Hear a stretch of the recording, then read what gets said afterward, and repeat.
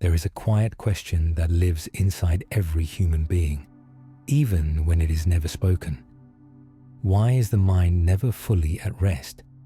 Even in moments of comfort, something remains unsettled. Even when life appears stable, the mind searches, compares, worries, remembers, anticipates. This restlessness is not a personal failure. In Buddhist wisdom, it is simply the natural condition of the untrained mind. The Buddha did not begin his teaching with hope or comfort. He began with honesty. He spoke of suffering, not as punishment, not as tragedy, but as a fundamental aspect of human experience. Suffering does not only mean pain or loss, it also includes subtle dissatisfaction, the feeling that something is missing, the tension beneath pleasure, the quiet unease that appears even when everything seems fine. This is the first truth Buddhism offers, not to discourage, but to clarify. Suffering arises because the mind holds on. It holds on to experiences, to identities, to expectations. It clings to what feels pleasant and resists what feels unpleasant. And in this constant movement, grasping and pushing away, tension is born. Imagine holding water in your hands. The tighter you grip, the faster it escapes. The Buddha observed that the mind behaves the same way. We cling to youth while aging continues.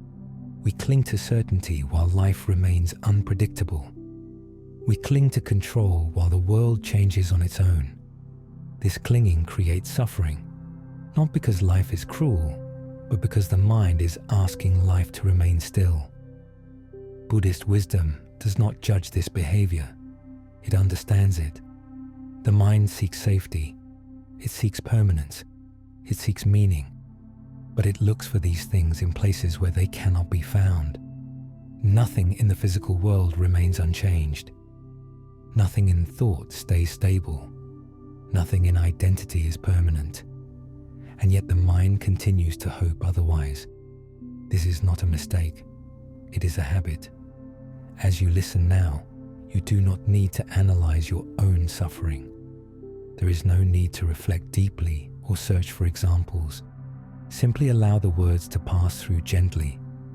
Understanding does not come from effort. It comes from recognition. Buddhist teachings are not instructions to fix yourself. They are invitations to see clearly. When suffering is seen clearly, it begins to loosen. The Buddha did not promise a life without pain. He offered freedom from unnecessary struggle. Pain will arise, change will happen, loss will occur. But suffering, the added layer of resistance, does not have to dominate the mind. This is why Buddhist wisdom begins with awareness rather than belief. You are not asked to accept anything blindly. You are invited to observe. Notice how the mind reacts when things do not go as planned. Notice how it tightens when uncertainty appears. Notice how it reaches for reassurance in thoughts. These movements are subtle. They often go unnoticed, but they shape the inner world. In Buddhist teaching, awareness is the beginning of peace. Not awareness as effort, but awareness as gentle seeing. Nothing needs to be changed yet. Nothing needs to be released yet. Seeing is enough. As this understanding settles, the body often responds. The breath becomes calmer. The muscles soften slightly. The mind feels less pressured to find answers. This is not because anything has been solved. It is because something has been seen. The root of suffering is not the world. It is not other people. It is not circumstance.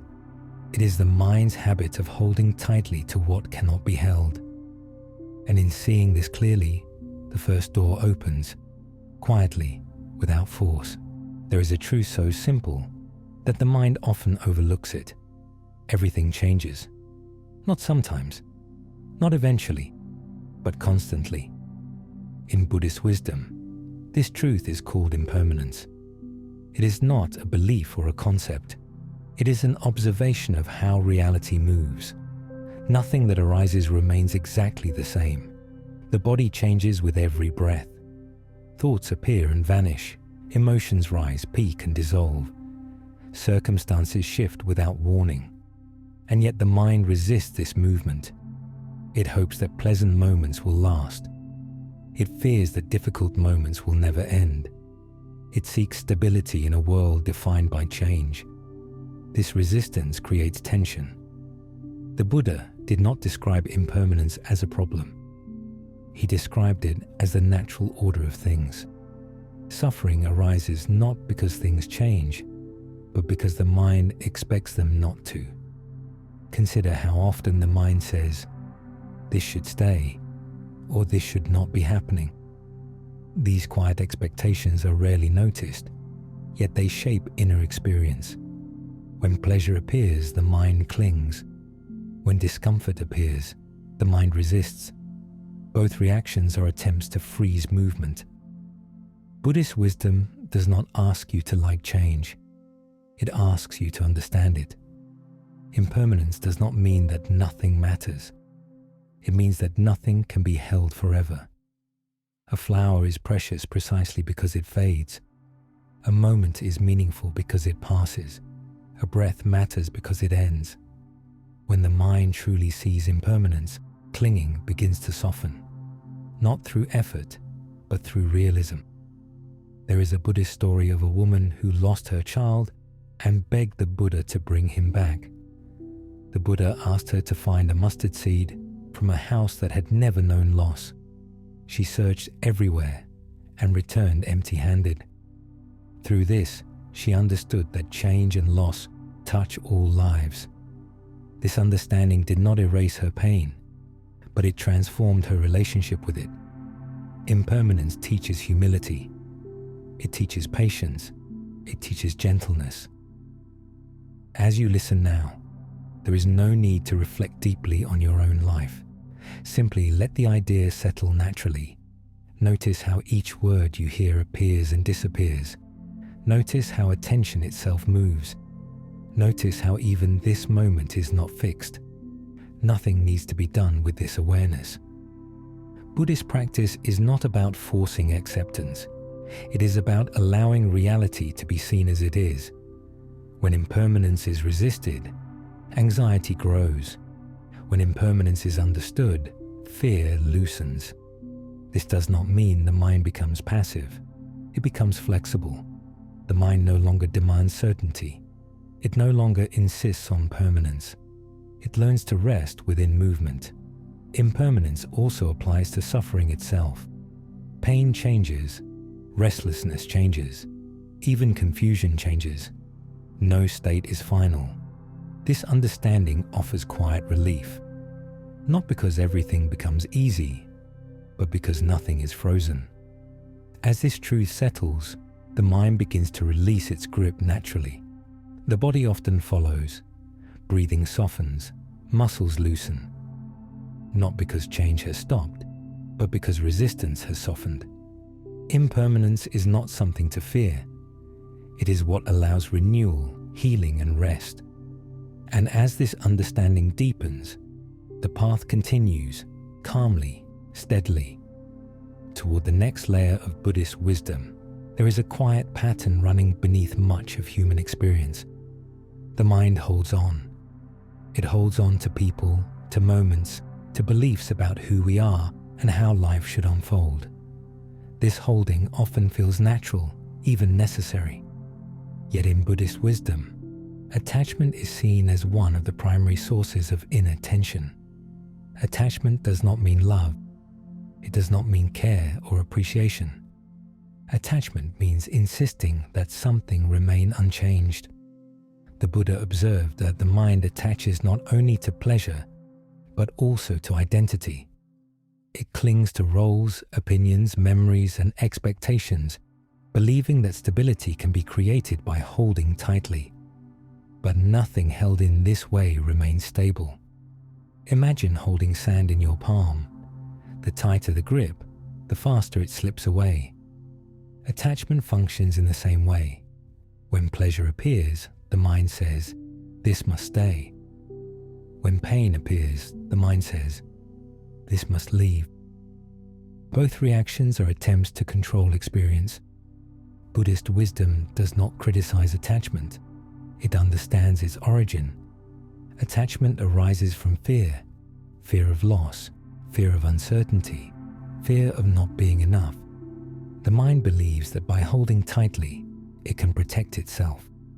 Yet this protection creates strain. Attachment creates tension because it asks the world to behave according to expectation rather than reality. When reality inevitably changes, disappointment and anxiety arise. There is a Buddhist teaching that compares attachment to carrying a heavy load. At first, it feels manageable. Over time, it becomes exhausting. The mind becomes tired of holding. As you listen now, there is no need to examine your own attachments. This is not a self-improvement exercise. Simply allow the idea to pass through gently. Understanding grows quietly. Attachment also appears in subtle forms. The mind attaches to being right. It attaches to comfort. It attaches to the idea of progress, of improvement, of becoming someone better. Even spiritual practice can become an object of attachment. The Buddha warned of this gently. When the path itself becomes something to cling to, tension returns. Freedom does not come from replacing one attachment with another. It comes from seeing the nature of holding itself. When attachment is seen clearly, it begins to loosen without force. This loosening does not mean indifference. It means openness. To love without attachment is to allow change without fear. To experience joy without attachment is to allow joy to pass naturally. Buddhist wisdom teaches that when the mind stops demanding permanence, it discovers ease. Notice how exhausting it feels to insist that things remain the same. Notice how relief appears when resistance softens. As attachment loosens, the mind becomes more spacious. It no longer tightens around experience. It allows moments to arrive and leave freely. This does not make life empty. It makes it fluid. Attachment also applies to suffering. The mind sometimes clings to pain through repetition, memory, and identity. It holds stories of what happened and who it made us. Buddhist practice gently invites release, not by forgetting, but by no longer gripping. Nothing needs to be forced. When the hand opens, it opens naturally. As this understanding settles, the body often responds. Breathing becomes easier. The sense of effort fades slightly. The mind feels less pressured to control outcomes. This is not something you create. It is something that happens when seeing deepens. Attachment weakens not through discipline, but through clarity. And as clarity continues to grow, the path unfolds further, quietly, steadily, toward the next teaching.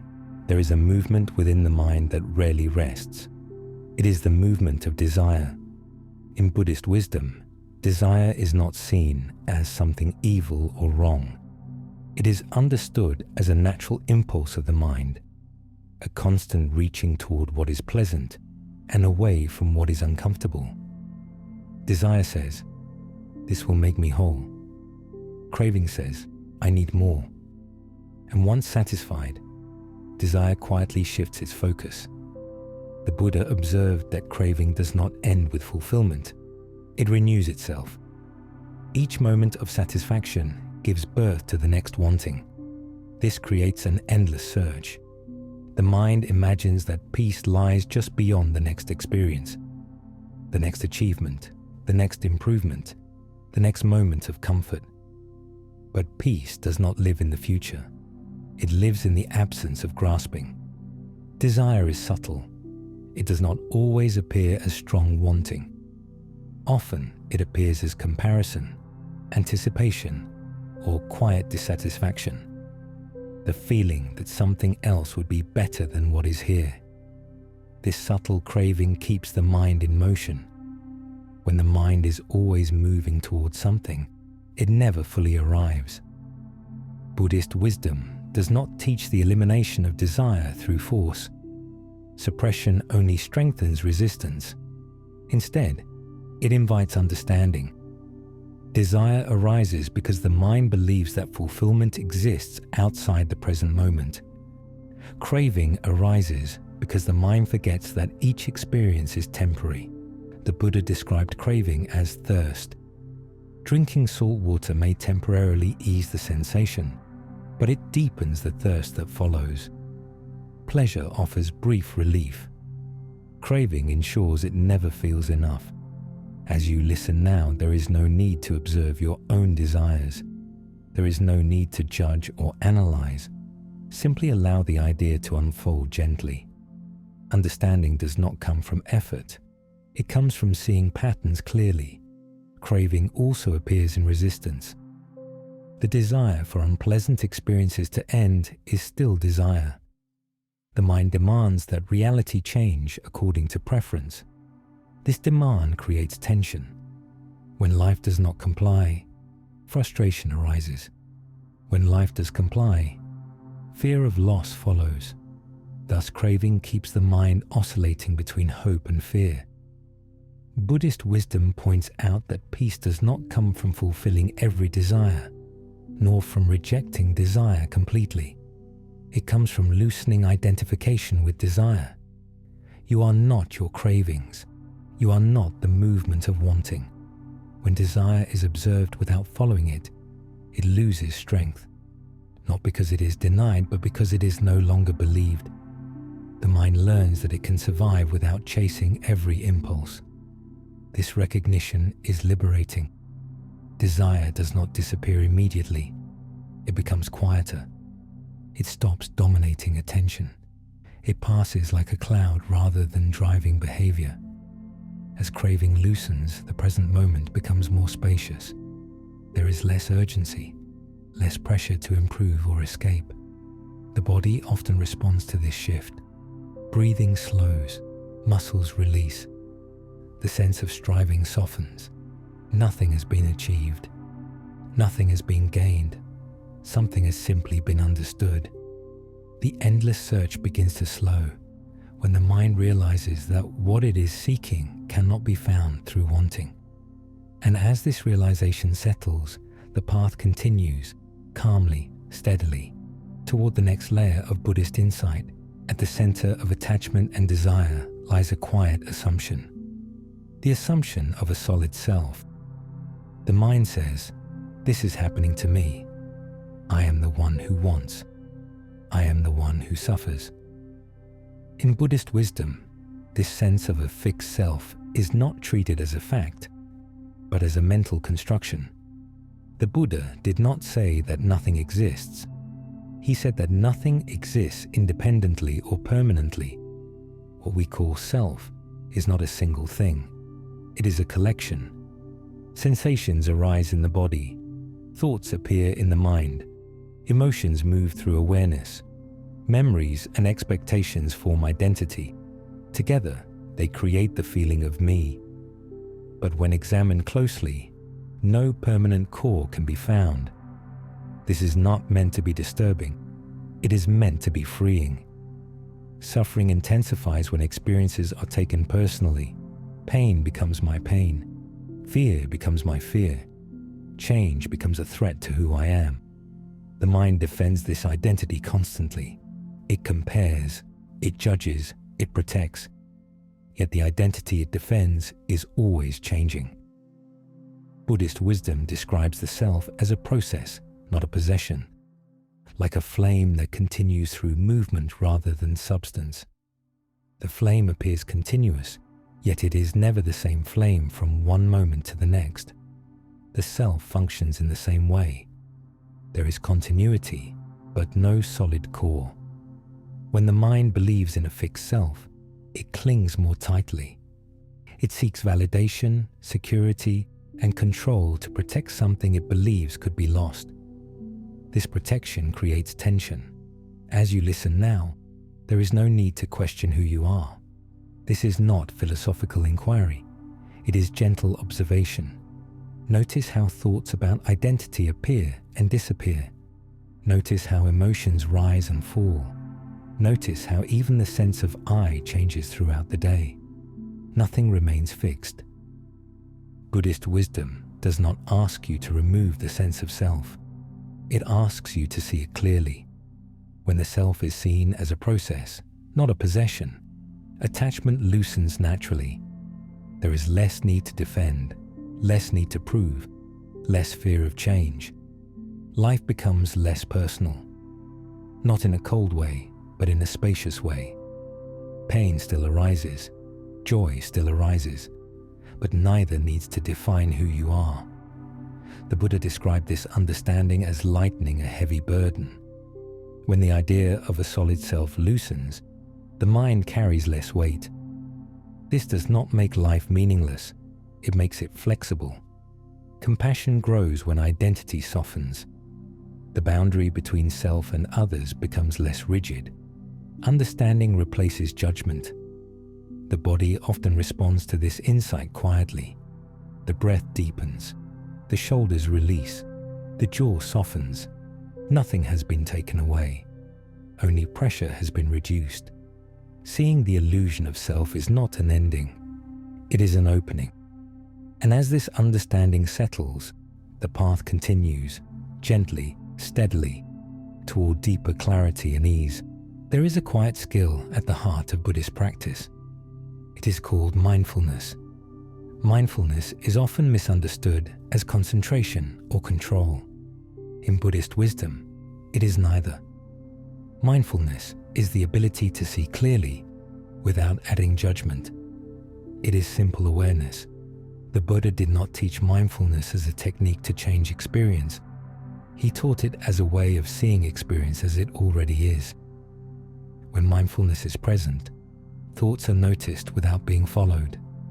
Emotions are felt without being resisted. Sensations arise without being labeled as good or bad. This seeing is gentle. Judgment is what creates tension. Mindfulness is what releases it. The mind has a habit of evaluating everything. This is good. This is bad. This should stay. This should stop. These judgments often happen so quickly that they feel invisible, yet they shape the entire inner experience. Buddhist wisdom points out that suffering does not arise from sensation itself. It arises from the story added to sensation. Pain plus resistance becomes suffering. Pleasure plus clinging becomes anxiety. Mindfulness removes the story. It does not deny sensation. It does not deny emotion. It simply sees without commentary. This seeing is not passive. It is awake. As you listen now, there is no need to practice mindfulness deliberately. Simply let the words describe what is already happening. Sounds appear, they fade. Attention moves gently. Nothing needs to be controlled. Mindfulness allows experience to complete itself. When a thought is noticed without judgment, it often dissolves naturally. When an emotion is allowed without resistance, it changes on its own. This is not suppression, it is permission. The Buddha compared mindfulness to watching a river from the bank. The water flows, debris passes. The observer does not jump in to stop the current. The river moves freely. When the mind stops interfering, it becomes quieter. Not because thoughts stop, but because they are no longer believed. Mindfulness also reveals impermanence directly. Each sensation changes. Each emotion shifts. Each thought dissolves. Seeing this repeatedly builds trust. The mind learns that it does not need to react to everything. It does not need to fix or judge every experience. This realization is deeply calming. As mindfulness deepens, the body responds. Breathing becomes steadier.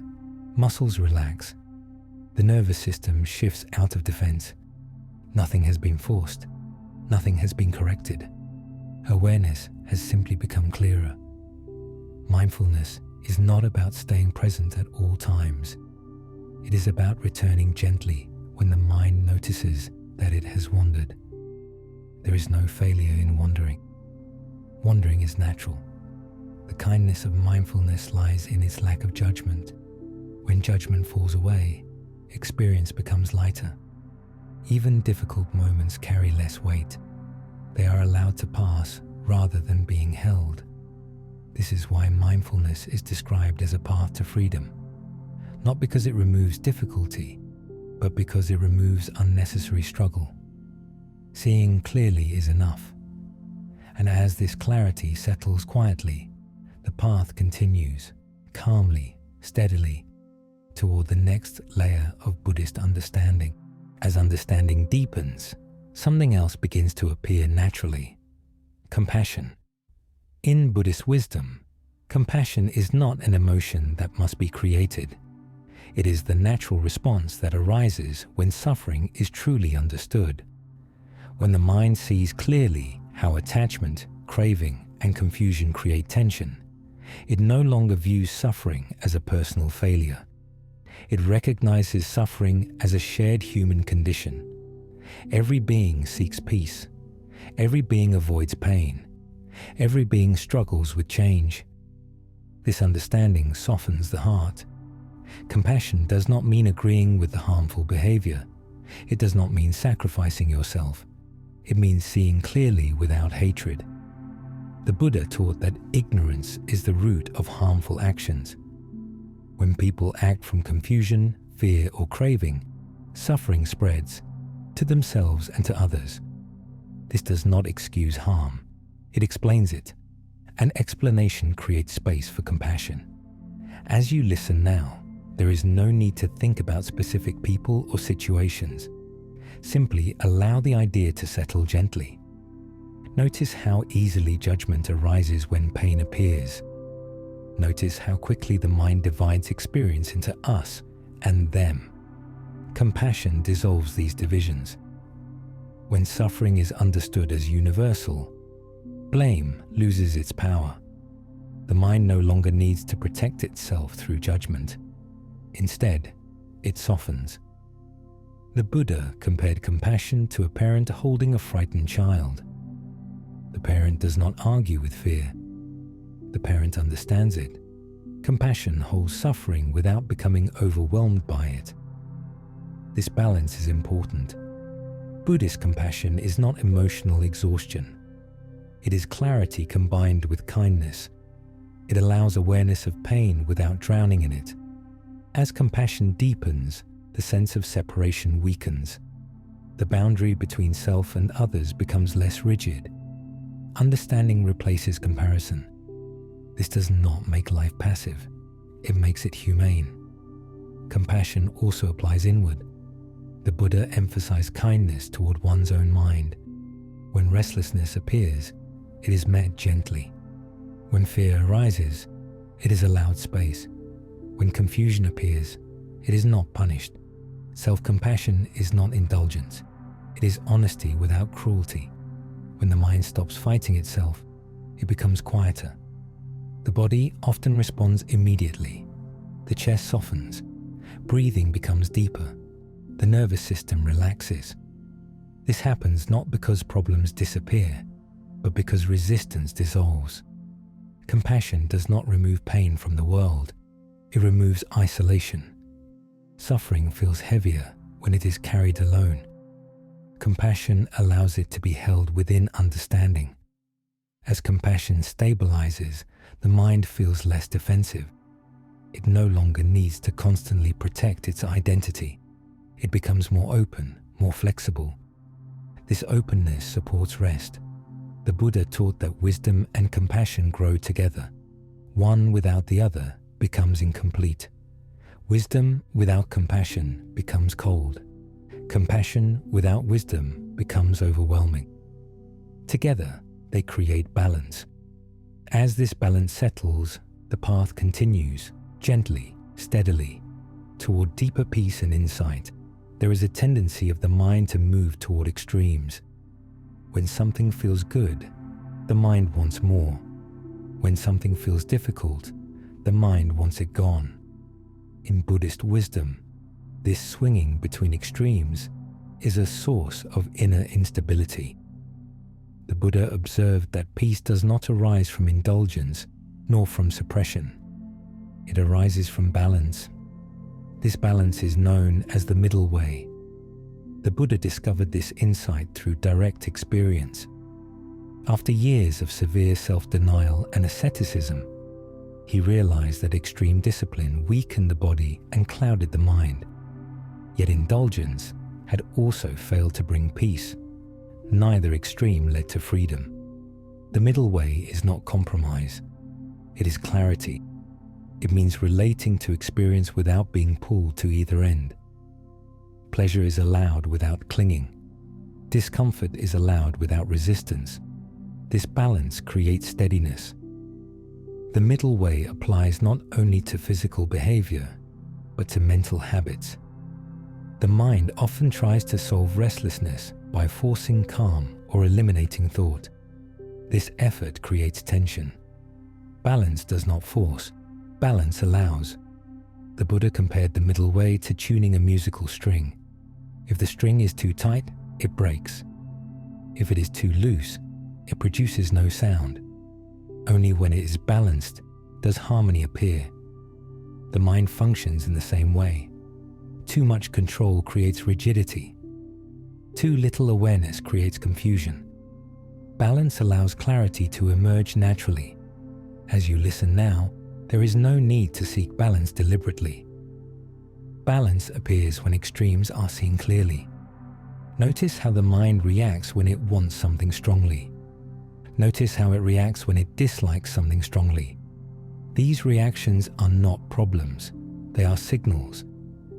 When seen with awareness, they soften. The middle way does not deny desire or aversion. It simply does not follow them blindly. This creates space. In this space, the mind no longer rushes toward pleasure or away from discomfort. It rests with what is present. This resting does not mean stagnation. It means responsiveness without compulsion. The body often responds to this balance quickly. Breathing becomes even. Muscles soften without collapsing. Attention becomes steady without strain. Nothing has been forced. Nothing has been removed. Balance has simply appeared. The middle way also applies to spiritual effort itself. Trying too hard creates frustration. Trying not at all leads to dullness. Balance allows steady progress without pressure. This approach supports long-term peace. As balance becomes familiar, the mind feels safer. It no longer fears experience as intensely. It trusts itself to meet what arises. This trust is essential for rest. When extremes lose their grip, the nervous system settles. The sense of urgency fades. Awareness becomes more spacious. The middle way is not something to achieve. It is something to return to, again and again, gently. As this understanding deepens, the path continues, calmly, steadily, toward the next layer of Buddhist wisdom. At the foundation of Buddhist wisdom lies a simple principle. Understanding comes before change. The Buddha did not ask people to adopt beliefs or accept ideas on faith. He encouraged direct seeing, understanding based on observation rather than assumption. This is known as right understanding. Right understanding does not mean collecting information. It does not mean memorizing teachings. It means seeing how experience actually unfolds. The mind often lives inside conclusions. It decides what is happening before fully observing it. It labels experiences quickly, pleasant or unpleasant, success or failure, right or wrong. These labels shape perception. Right understanding gently questions these habits. Instead of asking, "What should I believe?" it asks, "What is happening right now?" This shift changes everything. When the mind stops relying on belief, it becomes curious. Curiosity is open. It does not defend a position. It does not argue with reality. It observes. The Buddha taught that misunderstanding arises when the mind mistakes impermanent things for permanent ones, unsatisfactory things for satisfying ones, and impersonal processes for a fixed self. These misunderstandings are subtle. They operate quietly beneath awareness. Right understanding brings them into view. As you listen now, there is no need to analyze. Simply allow the words to describe what is already present. Notice how thoughts arise without invitation. Notice how emotions shift without command. Notice how sensations change without instruction. Nothing is fixed. Right understanding does not remove experience. It removes confusion about experience. When confusion fades, the mind relaxes. It no longer fights what is happening. It no longer tries to force meaning where none is needed. This relaxation is not passive. It is intelligent. The Buddha emphasized that suffering is not caused by experience itself, but by misunderstanding experience. When impermanence is mistaken for permanence, disappointment follows. When craving is mistaken for fulfillment, dissatisfaction grows. Seeing clearly interrupts this cycle. Right understanding also applies to pleasure. Pleasure is allowed to be enjoyed without expecting it to last. When enjoyment is not tied to expectation, it becomes lighter. There is less fear of loss. The body responds to this clarity. Breathing steadies, muscles release. The nervous system shifts out of defense. Nothing has been achieved. Nothing has been corrected. Understanding has simply aligned with reality. Right understanding does not make the mind cold or detached. It makes it flexible. It adapts to change rather than resisting it. The mind no longer demands certainty. It allows uncertainty to exist. This allowance creates peace. In Buddhist teaching, right understanding is not the end of the path. It is the beginning of wisdom in action. Seeing clearly allows the mind to respond wisely rather than react habitually. As clarity deepens, effort softens. The mind feels less pressured to fix itself. It trusts observation more than control. This trust supports rest. When belief loosens, awareness opens. The mind becomes less rigid. It no longer clings to explanations. It simply sees. And as this seeing continues quietly, the path unfolds further, calmly, steadily, toward the next layer of Buddhist insight. Once understanding becomes clearer, something else begins to shift quietly. Intention. In Buddhist wisdom, intention is not about willpower or force. It is the underlying direction of the heart, the quiet motivation behind thoughts, words, and actions. The Buddha taught that suffering is shaped not only by what happens, but by the intentions carried into each moment. Right intention does not demand perfection. It invites alignment. There are three qualities that define right intention in Buddhism: the intention of letting go, the intention of kindness, and the intention of non-harm. These are not rules, they are orientations. Letting go does not mean abandoning life. It means releasing the constant need to grasp. When intention shifts from getting to allowing, tension softens. Kindness does not mean constant positivity. It means meeting experience without hostility, without harshness towards yourself or others. Non-harm does not mean avoiding all difficulty. It means reducing unnecessary suffering, especially the suffering created by reaction and judgment. Right intention begins internally. Before words are spoken, an intention forms. Before actions occur, a direction is already set. Most of the time, this happens unconsciously. The Buddha encouraged awareness of intention, not to control it, but to understand it. When intention is seen clearly, it naturally refines itself. As you listen now, there is no need to examine your own intentions. Simply allow the idea to unfold gently. Notice how the mind often moves toward protection. Notice how it tries to defend identity. Notice how it seeks comfort and avoids discomfort. These movements are not wrong. They are understandable.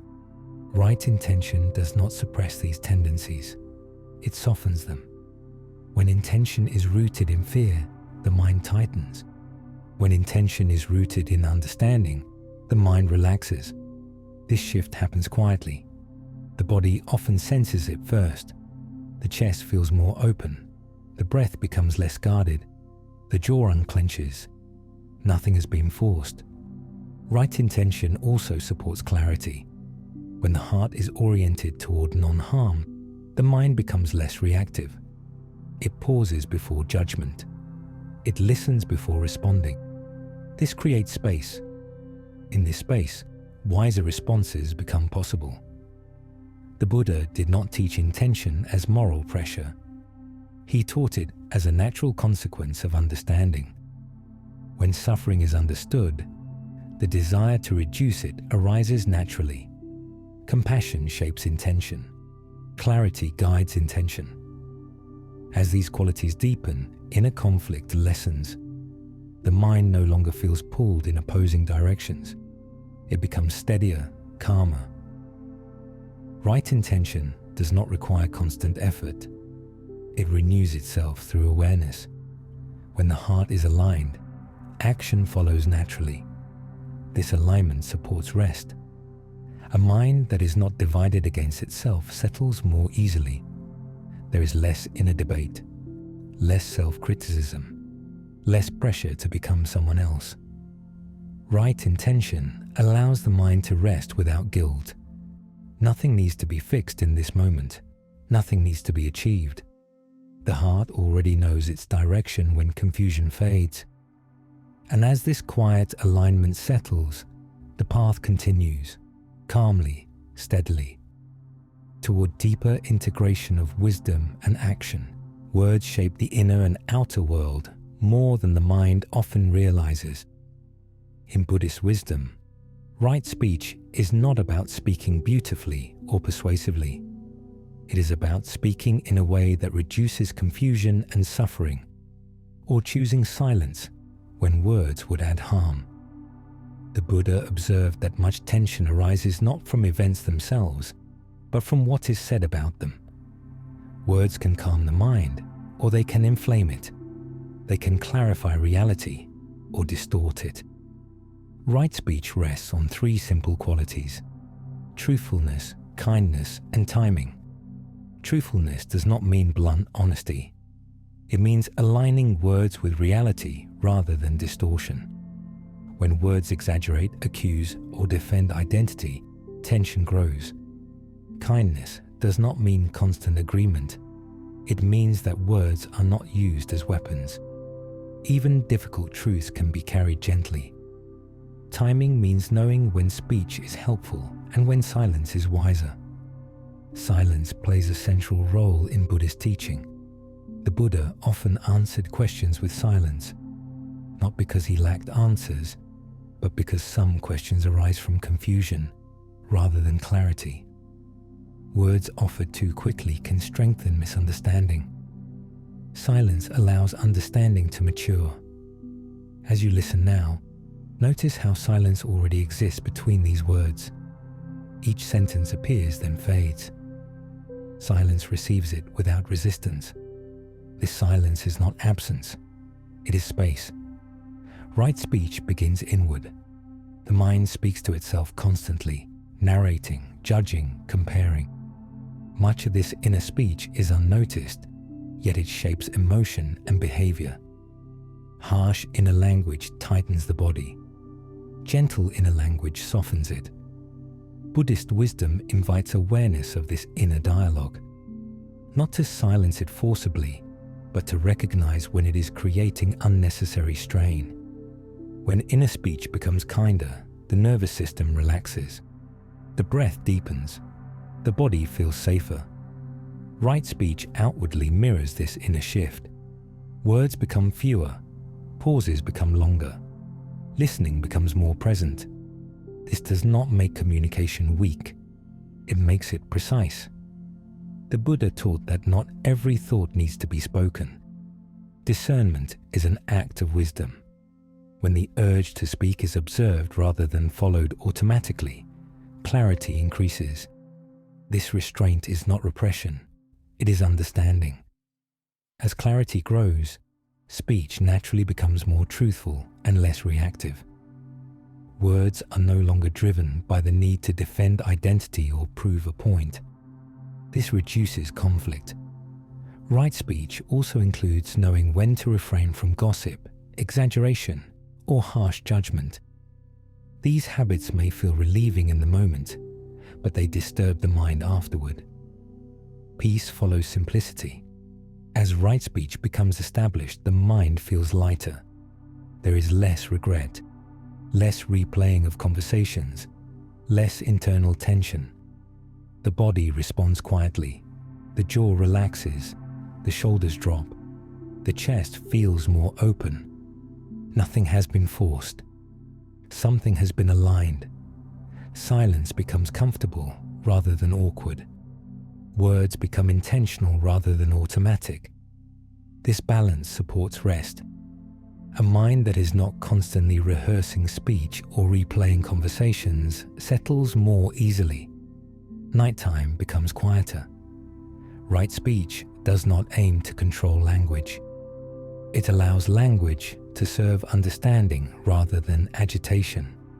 And as this understanding deepens, the path continues, calmly, steadily, toward the next layer of Buddhist practice. Every action leaves a trace, not only in the world, but within the mind itself. In Buddhist wisdom, right action is not about moral perfection. It is about living in a way that reduces inner conflict, a way that allows the mind to rest without regret. The Buddha observed that suffering is often intensified by actions that contradict inner understanding. When behavior moves against clarity, tension arises. The mind becomes divided. Right action brings alignment. It rests on a simple principle. Actions rooted in awareness create less suffering than actions driven by impulse, fear, or craving. This does not mean avoiding all mistakes. It means acting with consciousness rather than compulsion. The Buddha described right action through restraint from harm, not because harm is forbidden, but because harm creates disturbance within the mind that commits it. Violence leaves agitation. Deception leaves restlessness. Exploitation leaves unease. These effects are internal, not imposed. As you listen now, there is no need to examine past actions or judge behavior. This teaching is not about guilt. It is about understanding cause and effect. When action aligns with clarity, the mind feels lighter. Right action includes how we treat others, but also how we treat ourselves. Overworking, harsh self-judgment, and neglect are also forms of harm. The Buddha emphasized gentleness. When actions are guided by awareness, they become simpler. The mind no longer needs to justify itself. There is less inner debate, less replaying of decisions.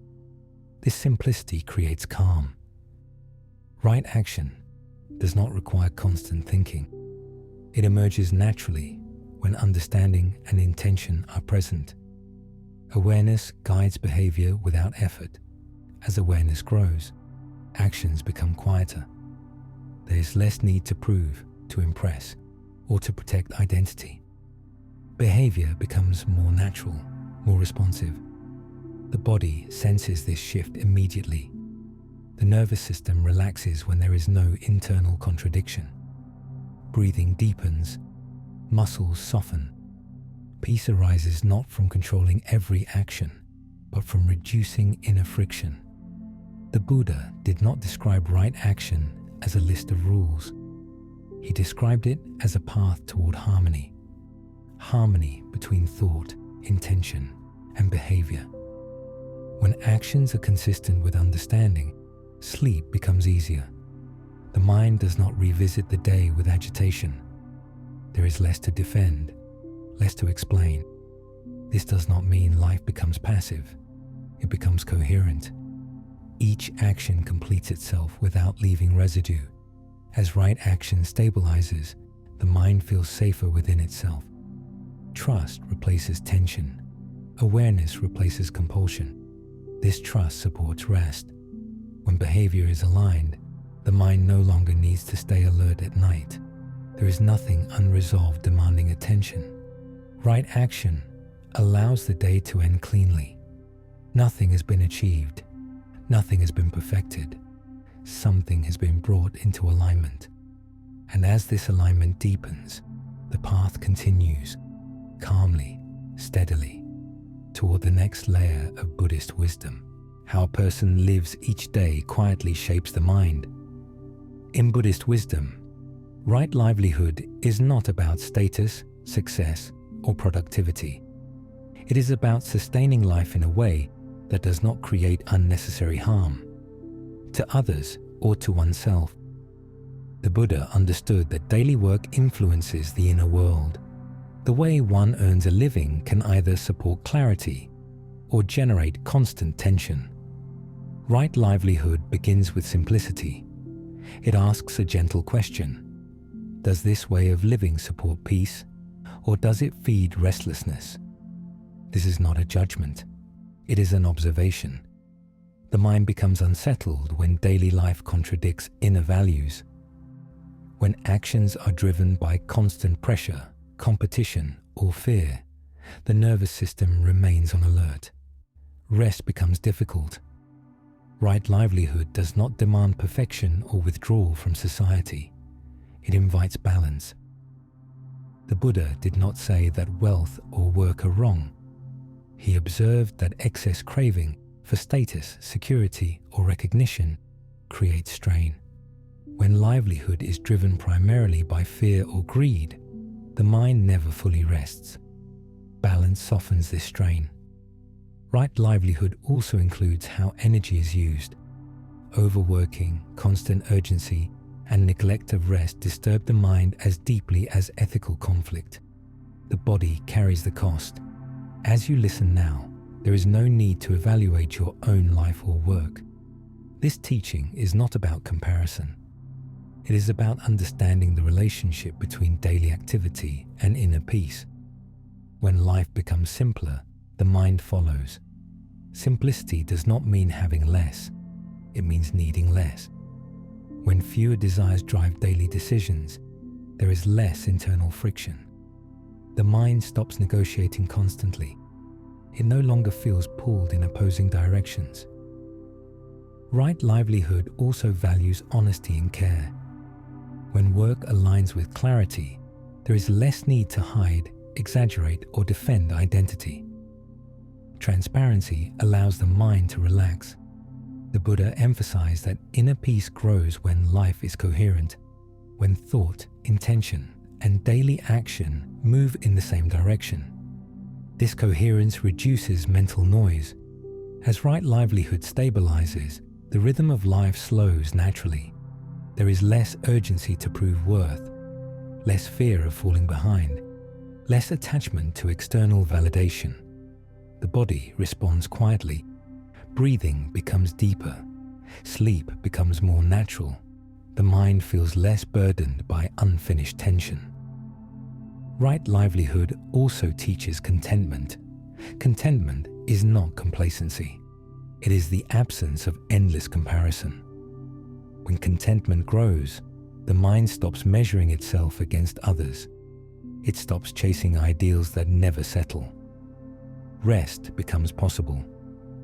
The Buddha described contentment as a form of wealth, a wealth that does not depend on circumstances. This understanding brings freedom. When livelihood supports balance rather than strain, the day ends more gently. There is less to resolve at night, less internal conflict demanding attention. Right livelihood allows life to support rest rather than disturb it. Nothing needs to be forced. Nothing needs to be rejected.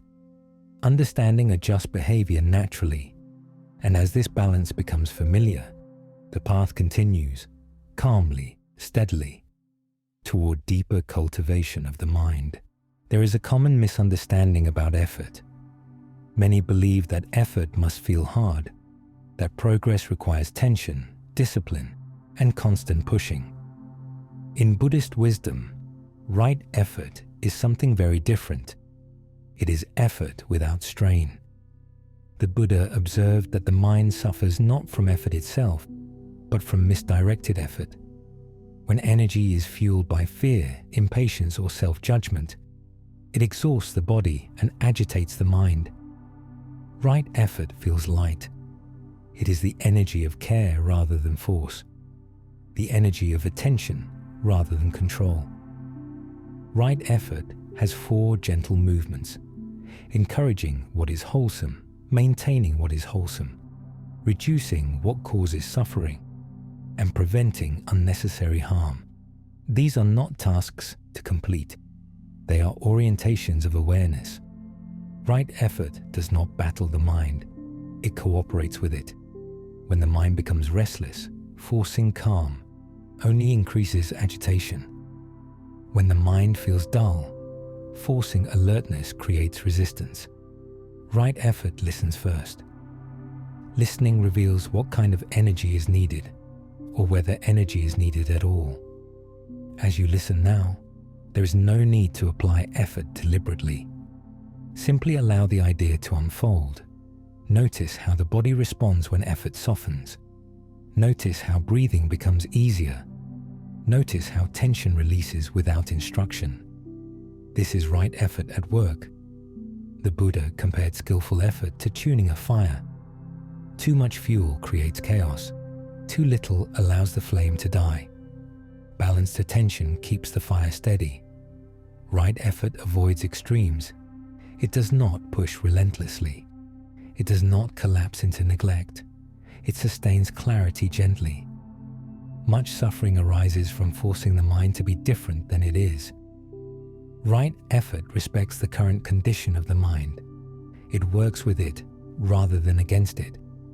When energy is aligned with understanding, effort feels natural. It does not drain. It supports steadiness. This steadiness is essential for rest. At night, a mind that has strained all day continues to strain. A mind that has practiced gentle effort releases more easily. Right effort allows the day to unwind without resistance. The Buddha emphasized that effort should be guided by wisdom, not willpower. When wisdom is present, the mind knows when to engage and when to rest. This discernment prevents burnout. Right effort also applies inwardly. Harsh self-discipline creates inner conflict. Gentle persistence creates trust. When trust replaces pressure, the nervous system relaxes. As right effort stabilizes, the mind becomes less urgent. There is less need to force outcomes, less anxiety about progress. Clarity grows quietly. Right effort does not demand constant attention. It renews itself through awareness. When effort becomes balanced, action feels appropriate rather than exhausting. Rest feels earned without guilt.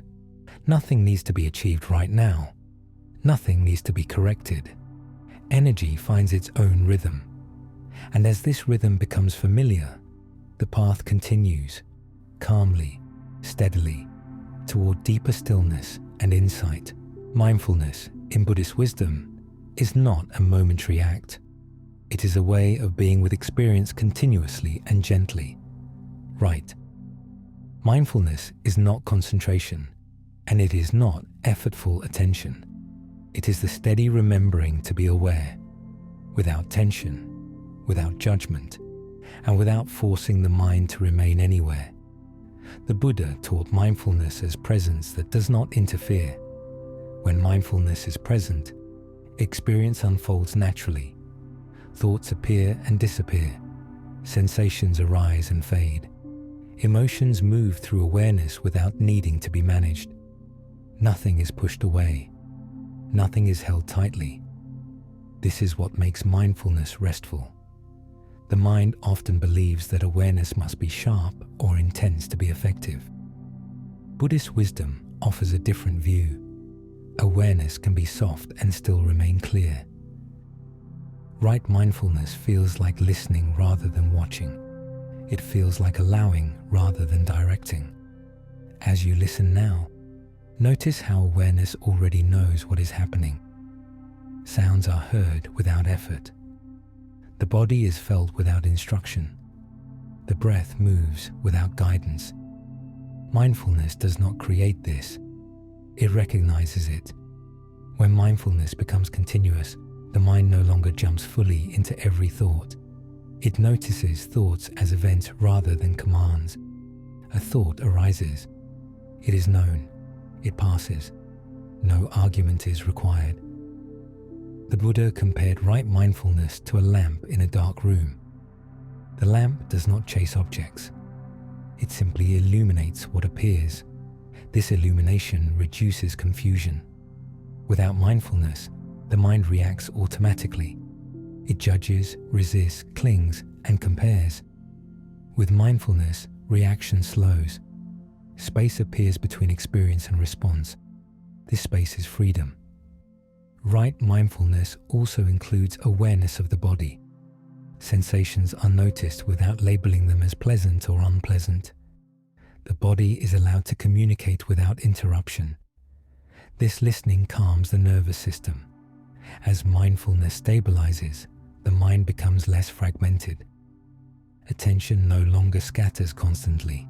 It rests more often in simplicity. This does not mean constant focus. It means frequent returning. Returning is gentle. Returning is kind. The Buddha emphasized that mindfulness should never be harsh. Harsh awareness becomes another form of control. Right mindfulness respects the natural rhythm of attention. When the mind wanders, it wanders. When it returns, it returns. Nothing is wrong. This attitude removes pressure. Pressure is what keeps the mind alert at night. When pressure fades, rest becomes possible. Right mindfulness also brings clarity to impermanence. Each moment is seen clearly as changing. This reduces attachment naturally. The mind stops insisting that experience remain fixed. As attachment loosens, calm deepens. The body responds quietly. Breathing becomes more even. Muscles soften. The sense of urgency fades. Mindfulness does not force relaxation. Relaxation emerges when interference ends. Continuous, gentle awareness supports rest because it prevents buildup. Experiences complete themselves instead of being carried forward mentally. The day ends more cleanly. The night feels less crowded. Right mindfulness does not demand vigilance. It allows awareness to remain present without effort. This quality of awareness supports both clarity and sleep. The mind stays open without staying tense. As this understanding settles, mindfulness becomes less something you do and more something you trust.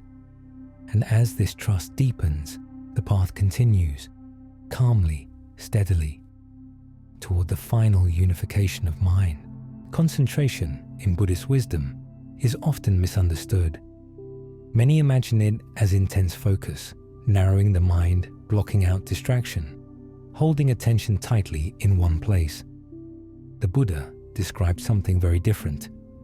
Right, concentration is not tension. It is collected calm. It is the natural settling of the mind when agitation fades. The Buddha observed that when craving, resistance, and confusion soften, the mind gathers itself automatically. Like muddy water left undisturbed, clarity appears without effort. Stillness does not need to be created. It reveals itself. Right concentration arises when the mind is no longer pulled in many directions. Attention stops scattering because there is nothing urgent to chase. This is why concentration cannot be forced. Force adds disturbance. When effort becomes excessive, the mind tightens. When effort collapses, the mind becomes dull. Right concentration rests between these extremes. It feels steady, spacious, and relaxed. As you listen now, there is no need to focus intensely. Simply allow awareness to remain where it already is. Notice how attention naturally gathers when there is nothing to resist and nothing to pursue. This gathering is gentle. The Buddha taught that concentration develops through letting go, not through strain. When the mind feels safe, it stops scanning for threats and settles naturally. Safety invites stillness. Right concentration does not exclude sound or sensation. It includes them without being disturbed. Sounds arise and fade within stillness. Sensations appear and dissolve without pulling attention away. The mind remains unified. This unity does not feel narrow. It feels wide and quiet. There is a difference between effortful focus and restful concentration. Effortful focus feels tight and tiring. Restful concentration feels stable and nourishing. The body recognizes this difference immediately. Breathing becomes smooth and unforced. Muscles release unnecessary tension. The nervous system shifts out of vigilance. Nothing has been achieved. Nothing has been controlled. Stillness has simply been allowed. The Buddha described right concentration as the natural outcome of the path. When understanding, intention, action, effort, and mindfulness align, the mind settles into clarity on its own. This clarity supports deep rest. At night, a mind accustomed to strain continues to strain. A mind familiar with ease releases more readily. Right concentration teaches the mind how to rest without collapsing. This quality of stillness does not require maintaining. It holds itself. As concentration deepens, thoughts become fewer, not because they are suppressed, but because they are no longer needed. Awareness rests in itself. Time feels less important. The sense of direction fades. The mind no longer seeks stimulation. This is not emptiness. It is fullness without movement. Right concentration also allows joy, not excitement, but quiet contentment. A sense of ease that arises from being undivided. The Buddha taught that this ease is not dependent on conditions. It arises from the absence of inner conflict. When the mind is not divided against itself, peace appears naturally. This peace is stable. It does not depend on effort. It does not disappear when attention softens. Right concentration prepares the mind for deep rest and insight. It allows awareness to remain clear even as the body relaxes fully.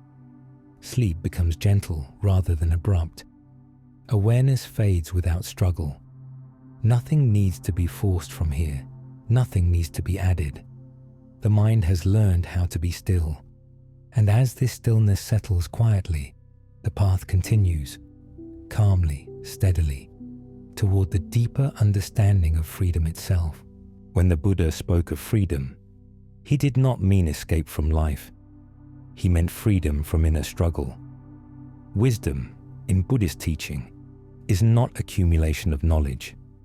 It is the clear understanding that ends unnecessary conflict within the mind. Inner struggle arises when reality is resisted. The mind argues with what has already happened. It worries about what has not yet arrived. It tries to hold what cannot remain. Wisdom sees this clearly. The Buddha taught that suffering does not come from experience itself, but from fighting experience. When the fight ends, freedom appears, quietly, without ceremony. Wisdom is not dramatic. It is practical. It recognizes impermanence without fear. It understands craving without shame.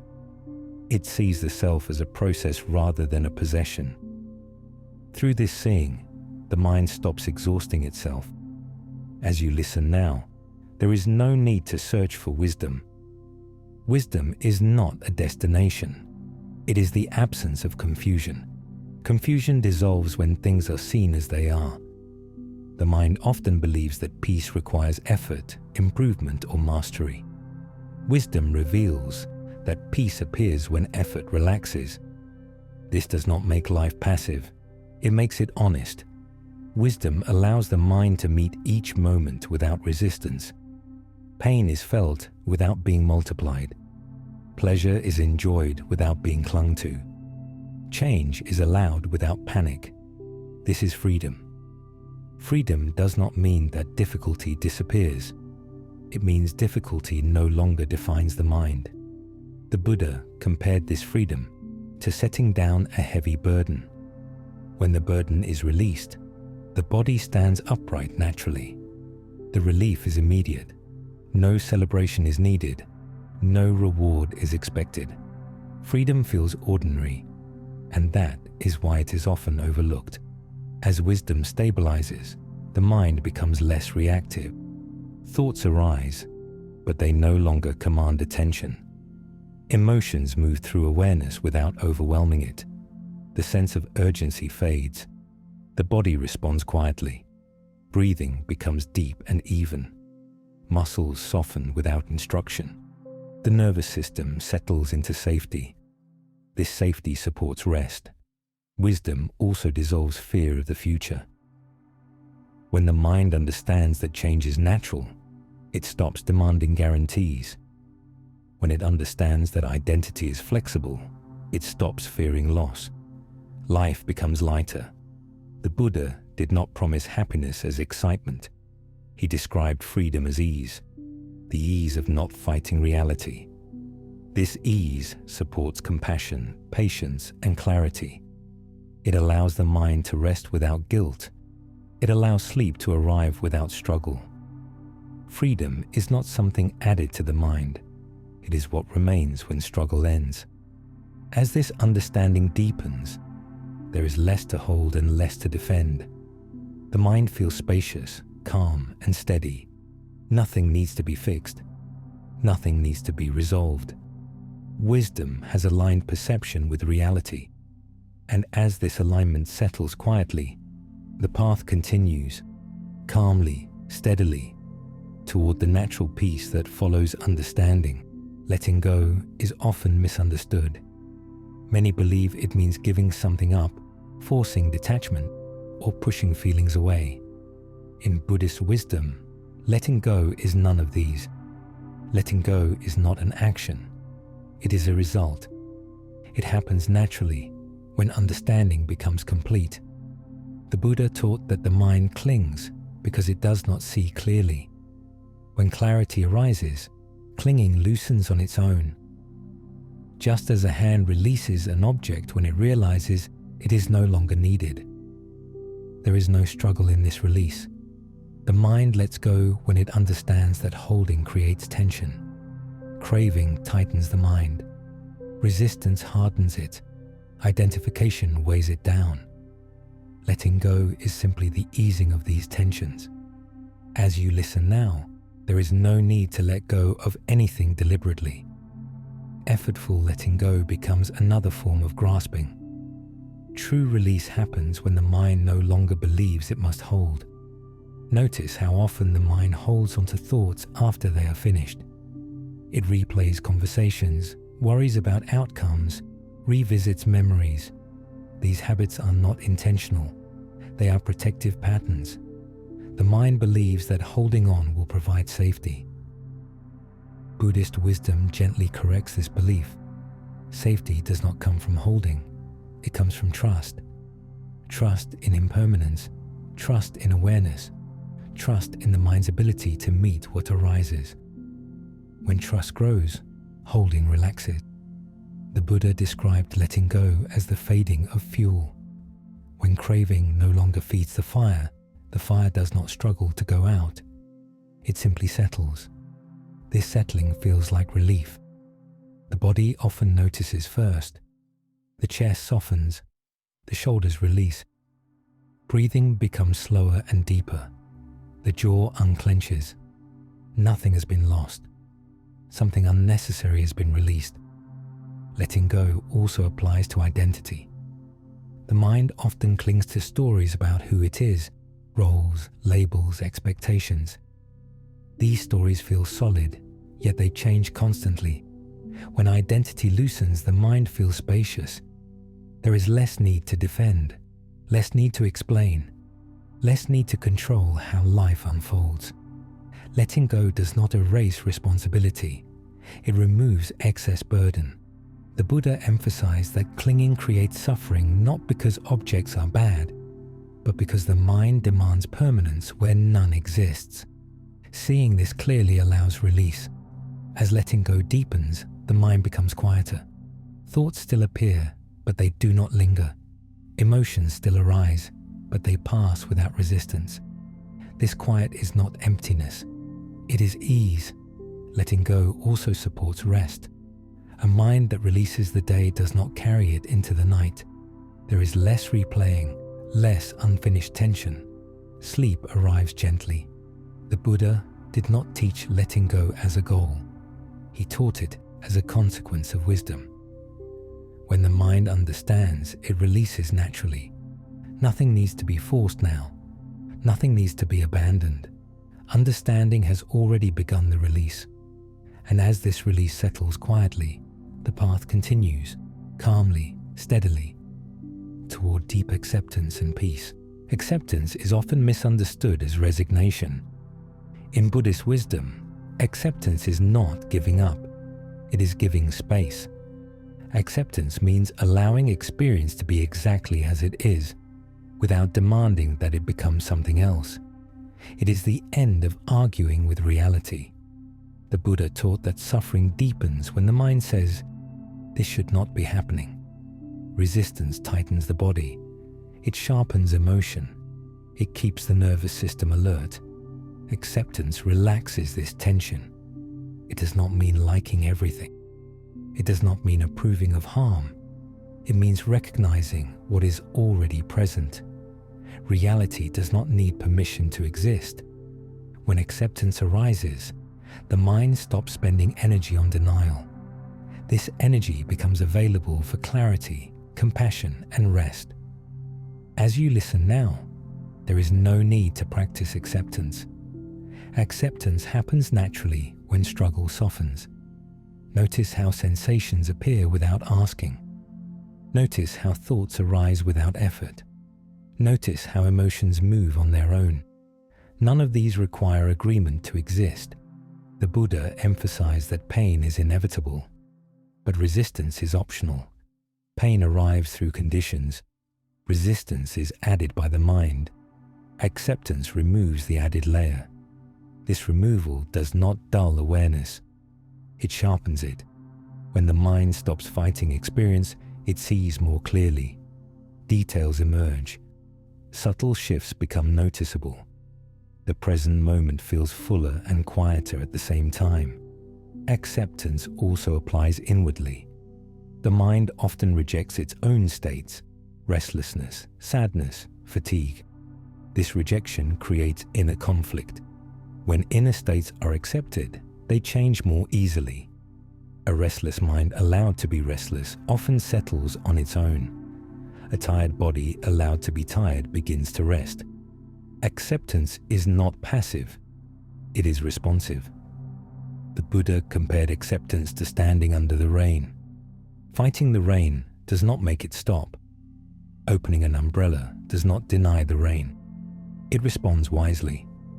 Acceptance allows wise response. The body recognizes acceptance immediately. Muscles soften. Breathing deepens. The nervous system exits survival mode. This shift supports sleep. Acceptance also dissolves fear of the moment. When the mind no longer fears what is present, it stops scanning for threats. Awareness becomes steady. This steadiness creates peace. The Buddha taught that acceptance is not something to maintain. It arises when understanding replaces resistance. When the mind sees that fighting reality creates suffering, it stops fighting. Nothing needs to be fixed right now. Nothing needs to be changed. Resting with what is allows the mind to recover. As acceptance deepens, experience feels less personal. Sensations are felt without being owned. Emotions arise without defining identity.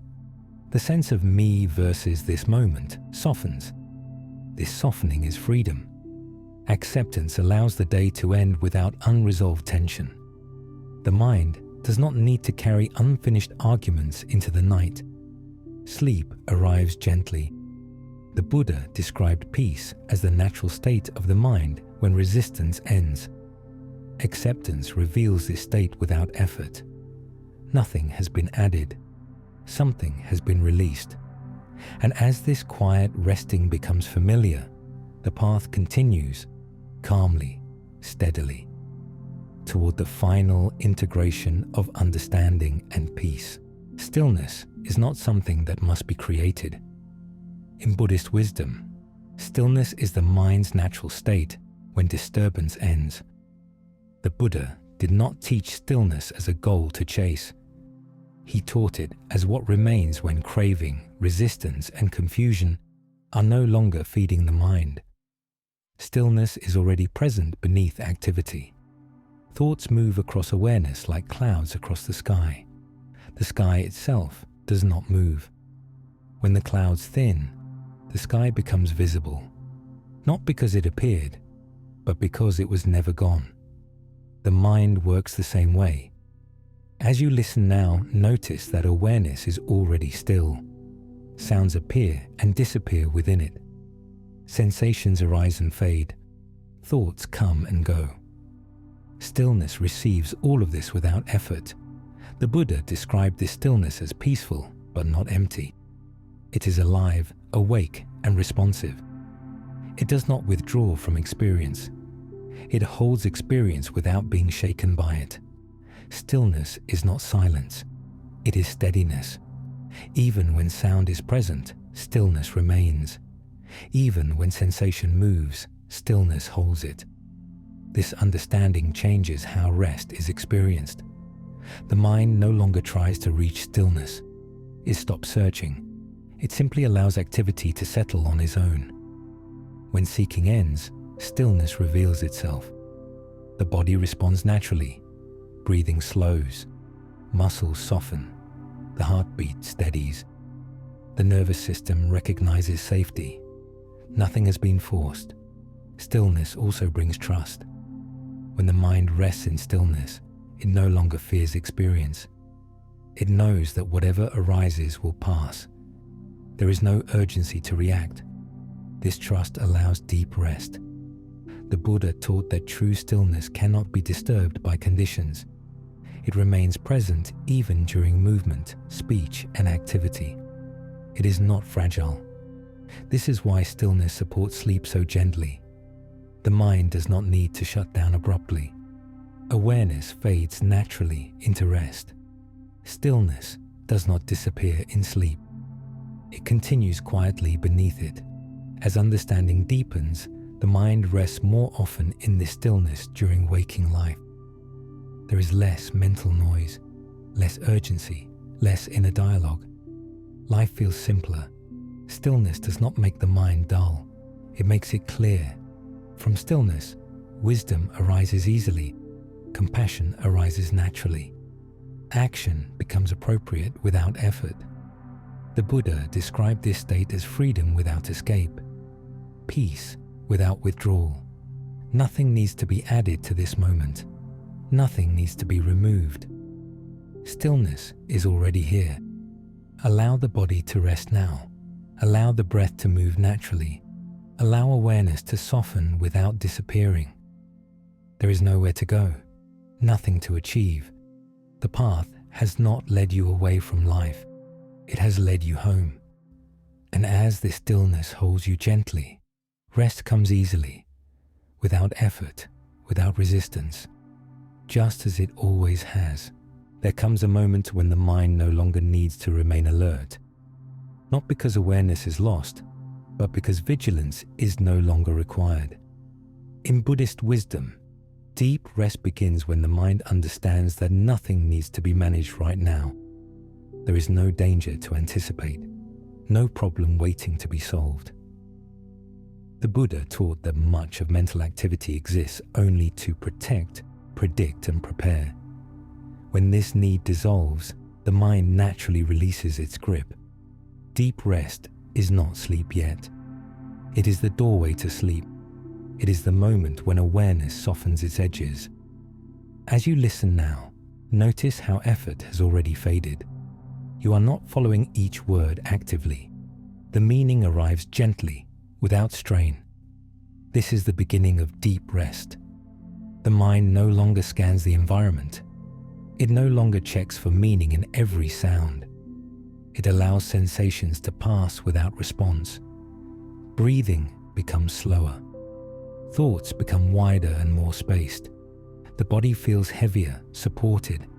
The Buddha described this state as a safe resting place, a pause between engagement and surrender. In this space, the mind is still present, but it no longer interferes. There is no need to remember, no need to plan, no need to hold identity together. The sense of I am listening begins to fade. Experience continues without a center. This is natural. Deep rest does not need to be protected. Trying to hold it keeps the mind awake. Allowing it lets the nervous system take over. The Buddha taught that rest deepens when the mind stops watching itself. You do not need to notice how relaxed you are. You do not need to observe the breath. You do not need to stay aware. Awareness knows how to fade safely. As rest deepens, the boundary between inner and outer softens. Sounds feel distant. The body feels warm and heavy. Thoughts lose their sharp edges. Nothing is wrong if attention drifts. Nothing is lost if words blur. This drifting is the sign that rest is working. The Buddha emphasized that deep rest is not achieved. It is permitted. When the mind steps aside, the body remembers how to sleep. This remembering is ancient. Every cell understands how to let go. Deep rest also releases emotional weight. Tensions held without awareness begin to dissolve. The nervous system recalibrates quietly. This happens without effort. You may notice moments of near sleep, brief blank spaces where time disappears. This is natural. It means the mind is releasing control. There is nothing to return to, nothing to hold on to. The teaching no longer needs to be understood. It has already done its work. Allow the words to become background. Allow silence to feel safe. Allow the body to sink. Deep rest is not the absence of awareness. It is awareness no longer needing to stay awake.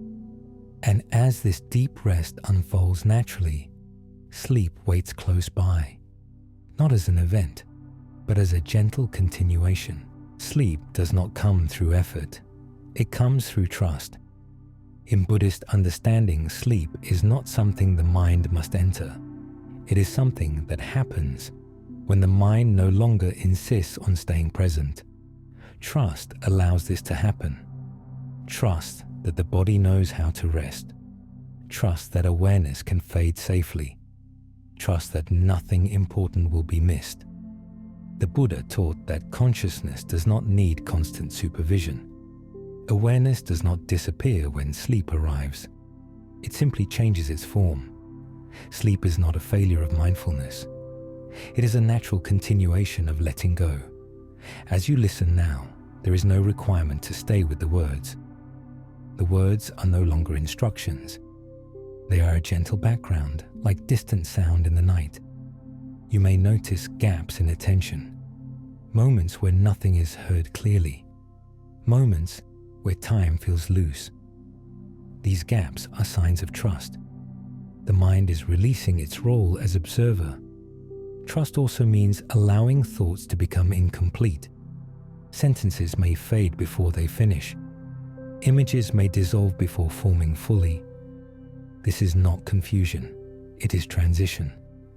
The Buddha described sleep as the mind resting in a less defined state, awareness present without form. There is no need for identity, memory, or intention. The self loosens completely. The body senses this release. Muscles soften deeply. The breath becomes shallow and rhythmic. The weight of the body increases as if sinking into the surface beneath it. This sinking is safe. There is no need to follow the breath, no need to stay alert, no need to hold awareness together. Trust allows consciousness to dim gently. Fear sometimes appears at this threshold, a subtle resistance to letting go. Buddhist wisdom recognizes this fear as the mind protecting familiarity. Trust dissolves it. You do not need to cross into sleep. Sleep comes to you.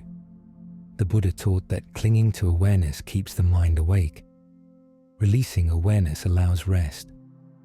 Releasing does not require a decision. It happens when effort ends. As trust deepens, the boundary between listening and sleeping dissolves. Sounds become distant. Sensations feel muted.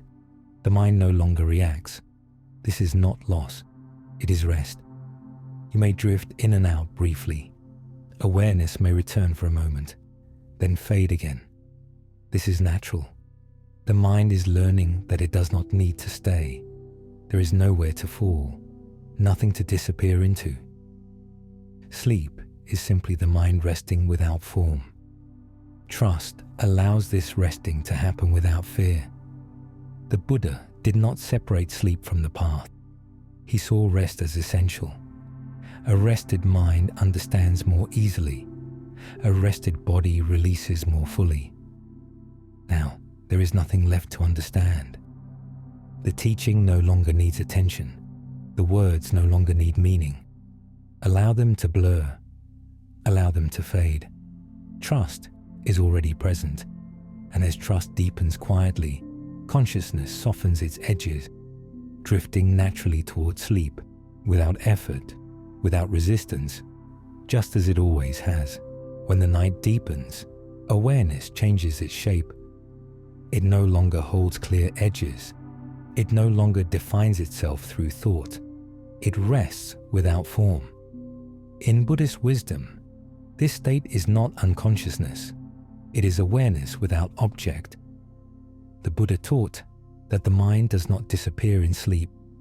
It simply releases the structures that define waking experience, identity, narrative, direction. What remains is quiet knowing. As you listen now, there is no need to recognize this knowing. Recognition brings effort. Effort brings form. Night awareness does not need to be noticed. It holds experience without holding onto it. Thoughts may still arise faintly, fragments without beginning or end. Images may appear briefly, then dissolve. Sensations may flicker and fade. Nothing is completed. Nothing needs to be. This is the mind at rest. The Buddha described this state as free from grasping, because there is nothing solid to grasp. Awareness does not attach to content. Content does not insist on being known. This mutual release creates deep peace. The body participates naturally. Breathing becomes shallow and rhythmic. Muscles soften beyond intention. The sense of position fades. The body no longer needs to be managed. Night awareness is not something to enter. It is something already happening when effort ends. You may notice moments where awareness feels wide but empty. Moments where time disappears. Moments where sound is present but not interpreted. These are signs that the mind is resting without form. There is no need to stay here. There is no need to remember. Memory belongs to waking consciousness. Night awareness has no interest in continuity. The Buddha emphasized that fear dissolves in this state because there is no self to protect. Identity has softened completely. Experience flows without ownership. This is why deep sleep feels restorative. Nothing is carried through it. Night awareness does not judge. It does not observe. It does not comment. It simply allows. If attention returns briefly, it returns without urgency. It does not need to stay. It fades again naturally. This fading is not loss. It is rest completing itself. The Buddha did not teach night awareness as a goal. He described it as a natural function of a mind that no longer resists release. When resistance ends, rest deepens. There is no instruction to follow now, no teaching to understand. The words themselves may begin to feel distant, like echoes rather than meaning. This is correct. Meaning belongs to effort. Rest does not require meaning. Allow the voice to become background. Allow the silence between words to grow. Allow awareness to soften further. Night awareness does not need guidance. It knows how to remain without form. And as this formless rest continues quietly, the mind settles fully into the depth of night, safe, unguarded, and at ease, not through intention, not through control, but through release. In Buddhist understanding, dreams are not distractions. They are signs that the mind is processing what no longer needs to be carried. They arise when awareness is relaxed enough to allow unfinished impressions to soften. Dreams are the mind healing itself. They do not need to make sense. They do not need to be remembered. They do not need to be understood. Their purpose is not meaning. Their purpose is release. The Buddha taught that when the waking mind loosens its grip, deeper layers of experience are allowed to unwind. Emotions, tensions, and impressions that could not resolve during the day begin to dissolve naturally. This dissolution is gentle. As you rest now, awareness no longer follows a clear path. Images may appear briefly, then change. Sounds may blend into one another. Time no longer feels linear. This is natural. Dreaming is not a failure of rest. It is part of rest completing itself.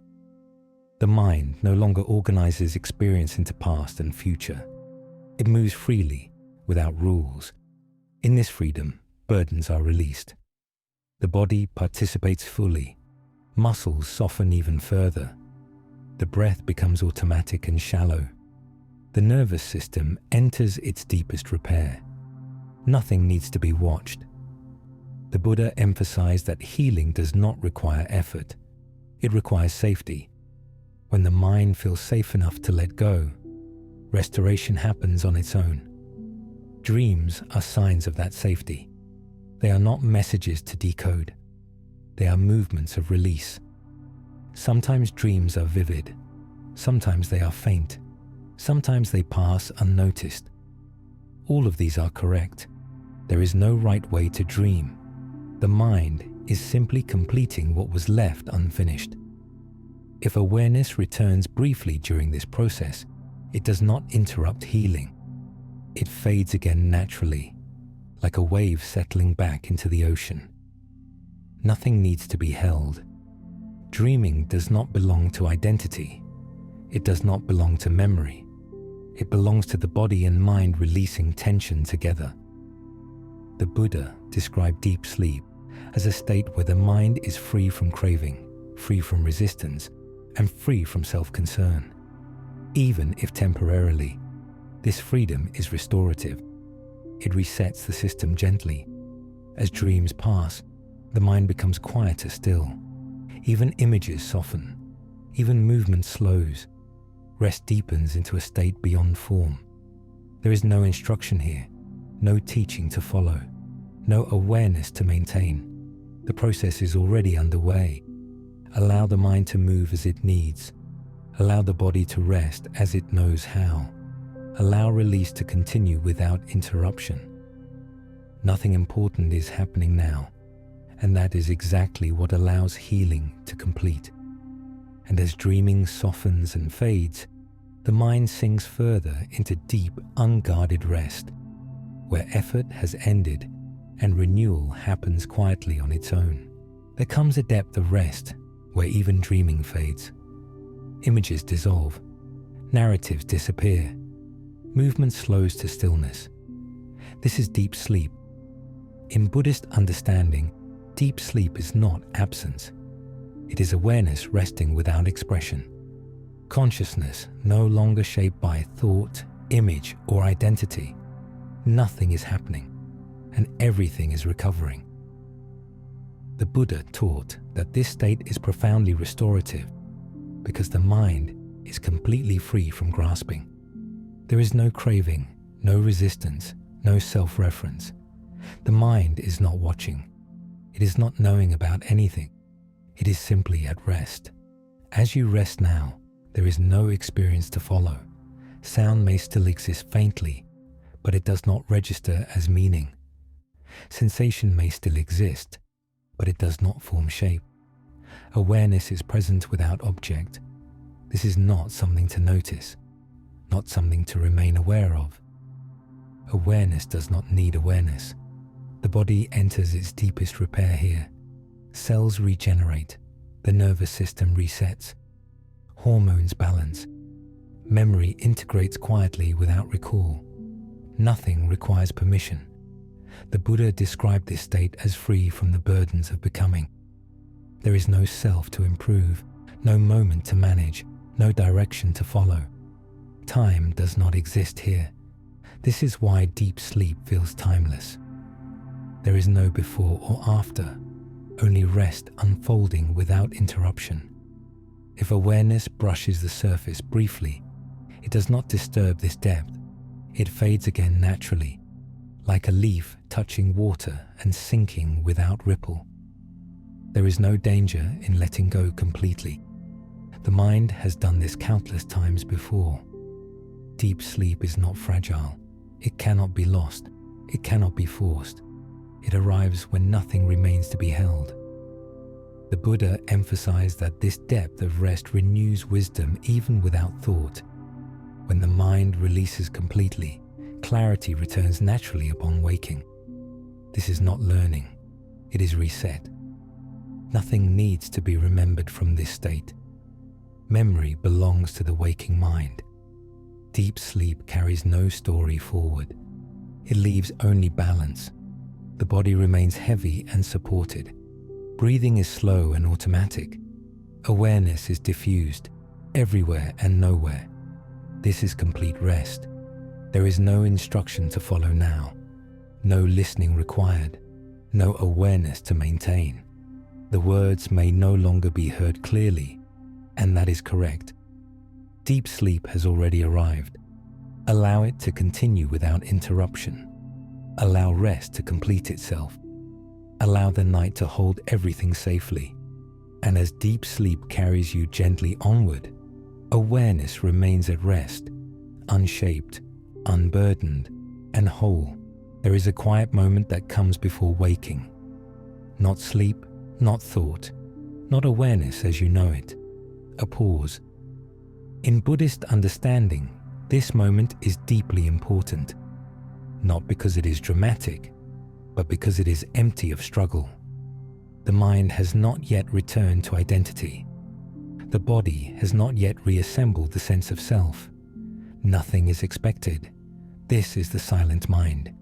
It is not trying to rest. It is not trying to awaken. It simply exists without direction. The Buddha taught that this moment reveals the mind's natural clarity. Not clarity as thought, but clarity as absence of confusion. There is no craving here, no resistance, no narrative. Awareness has not yet narrowed itself into me. As you rest now, this silence may feel familiar or completely unnoticed. It does not announce itself. It does not need recognition. It is simply the space between. The silent mind is free because it has not yet chosen anything. No preference has formed. No judgment has arisen. No effort has begun. This is not emptiness in a cold sense. It is openness without demand. The body remains deeply relaxed. Breathing is slow and natural. Sensation exists without urgency. There is no impulse to move. Nothing needs to happen. The Buddha described this state as close to original nature, not because it is pure or special, but because it is unburdened. Nothing is being carried forward. If awareness brushes this state briefly, it may feel like floating or like nothing at all. Both are correct. The silent mind does not need form to exist. It is often missed because it does not create experience. It is noticed only when experience begins again. Yet this silence is always present beneath activity. The Buddha taught that wisdom becomes stable when the mind learns to recognize this silence even during waking life, not as something to stay in, but as something to trust. Trust that silence exists beneath thought. Trust that stillness supports movement. Trust that rest does not disappear when activity returns. The silent mind before waking is not an ending. It is a gentle reset. From this silence, the mind will eventually rise again, refreshed, clearer, less burdened. But for now, there is no need to rise. No identity has returned yet. No memory is required. No role is waiting. Remain in this softness. Let silence hold awareness without shape. Let the body remain heavy and safe. Let the night complete itself. Nothing is missing. Nothing is about to happen. This pause is complete. And as this silent mind rests quietly, the cycle of night continues, naturally, gently, without effort or instruction. Awareness returns the same way it left, not suddenly, not forcefully, not all at once. It reforms gently. In Buddhist understanding, waking is not an event. It is a gradual gathering. Awareness slowly taking shape again, like mist condensing into form. There is no command to wake. No decision is required. The mind simply begins to appear again. First, there may be a faint sense of presence, not "I am awake," but simply something is here. Then, sensation becomes clearer. Weight is felt, warmth, breath, identity comes later. This order is important. The Buddha taught that awareness exists before identity. The sense of self is assembled after perception returns, not before. This means waking does not need effort. As you rest now, notice how nothing is rushing. Awareness does not need to organize itself quickly. It takes the time it needs. Thought has not returned yet. Memory has not formed. The world is not required. This is gentle returning. The body senses this first. Fingers may twitch slightly. Breath becomes deeper. The nervous system shifts from deep rest toward light awareness, without tension. Nothing is wrong if this happens slowly. Nothing is wrong if it does not happen at all. Returning does not require participation. The Buddha described this phase as a natural re-entry. Awareness rising from stillness without resistance.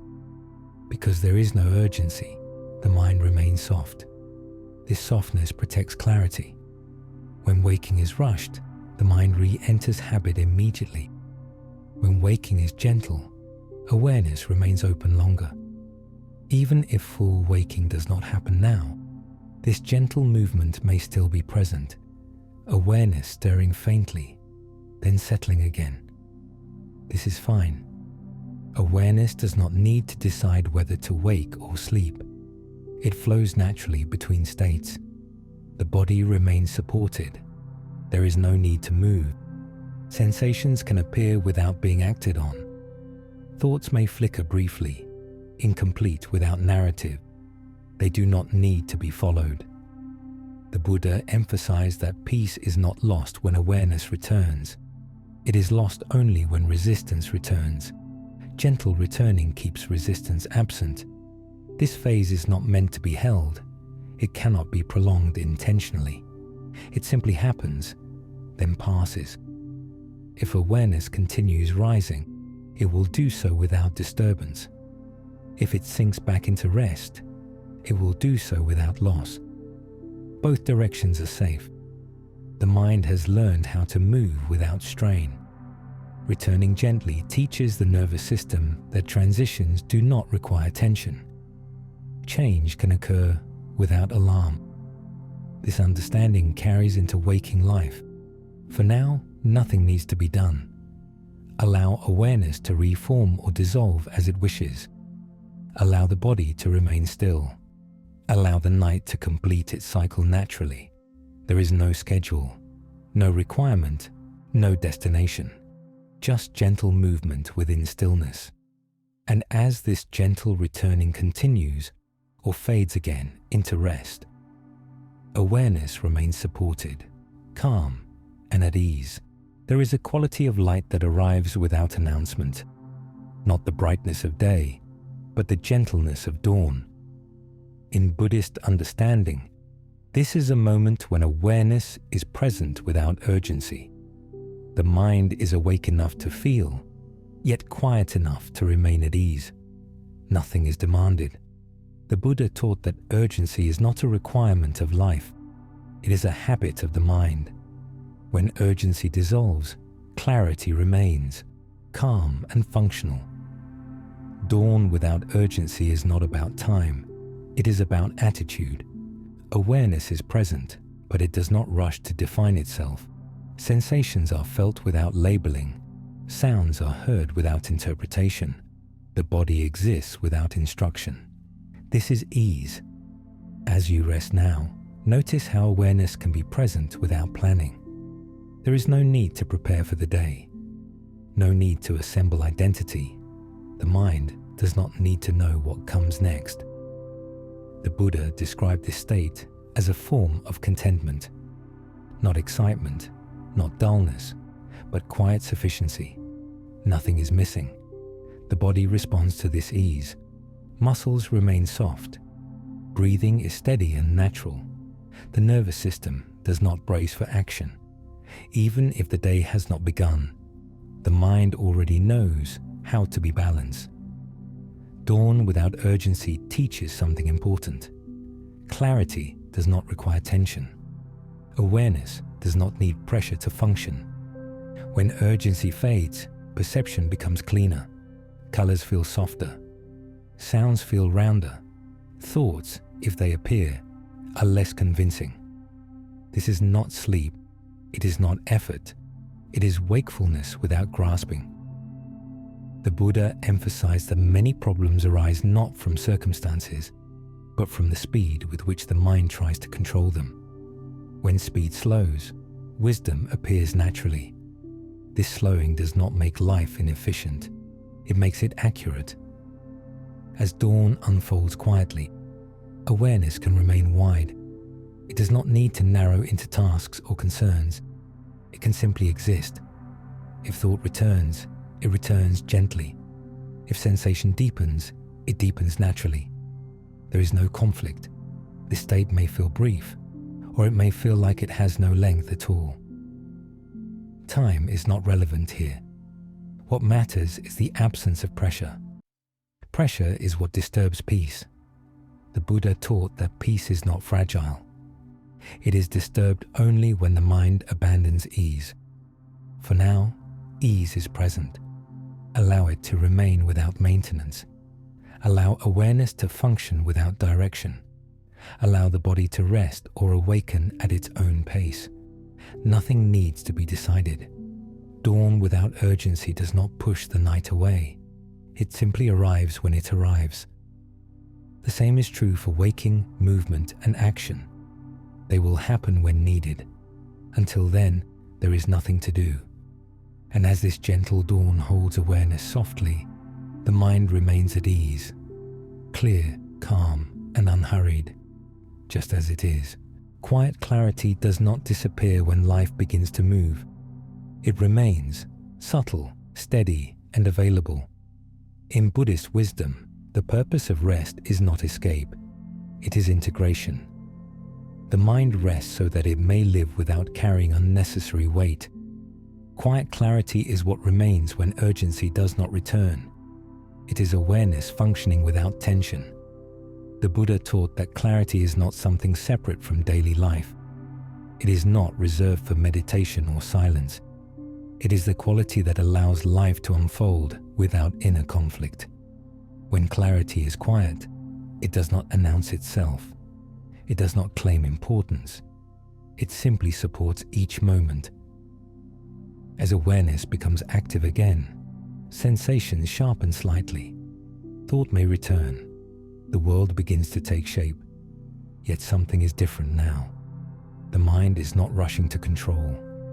Quiet clarity allows experience to arrive fully before reaction begins. This pause is subtle, often unnoticed, yet it changes everything. In this pause, choice appears. not forced choice, not calculated choice, but natural response. The Buddha described this as living from wisdom rather than habit.